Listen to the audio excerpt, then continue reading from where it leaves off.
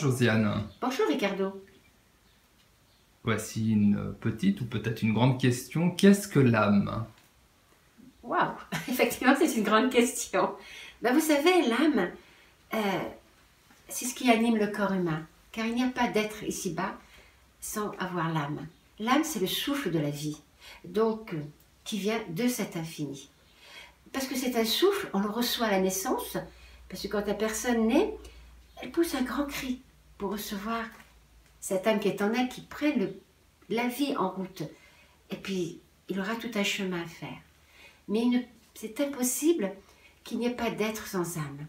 Que cette âme, malheureusement, parfois s'est prostituée, s'est fourvoyée, est devenue un monstre. C'est bien triste. Je dirais que je suis navrée pour elle.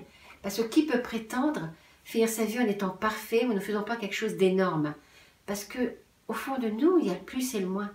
Et une âme, c'est quelque chose de merveilleux, de très beau, mais qui peut malheureusement attirer pour qu'on la fourvoie, qu'on la blesse et qu'on en fasse un monstre quand on voit des choses.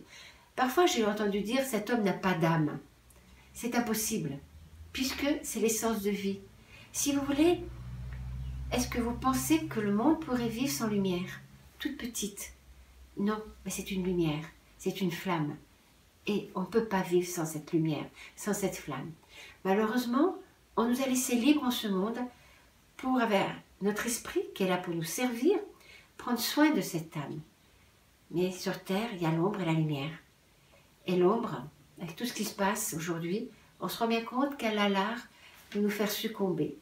Quand une âme arrive en ce monde, aussi belle soit-elle, elle est sur un fil. Vous savez, comme un funambule.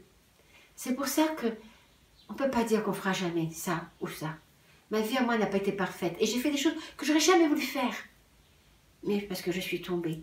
Et tombée de ce fil, à nous de tomber et de partir sans fin dans le néant, ou de se rattraper, de s'excuser, de demander pardon et d'avancer dans la vie.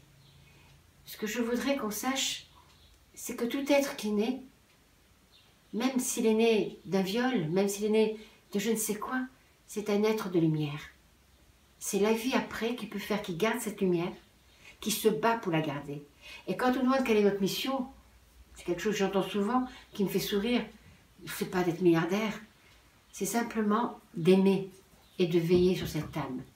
Parce que c'est le trésor de vie qu'on a reçu pour que nous puissions recevoir un corps et la faire évoluer. Et j'espère de tout mon cœur qu'on l'évoluera vers la lumière. Et je ne sais pas si j'ai pu répondre, car elle est très compliquée. J'ai seulement parlé avec mon cœur. Merci de m'avoir posé cette question, mais c'est vrai qu'elle est très complexe et que je n'ai pas la prétention d'en avoir les clés.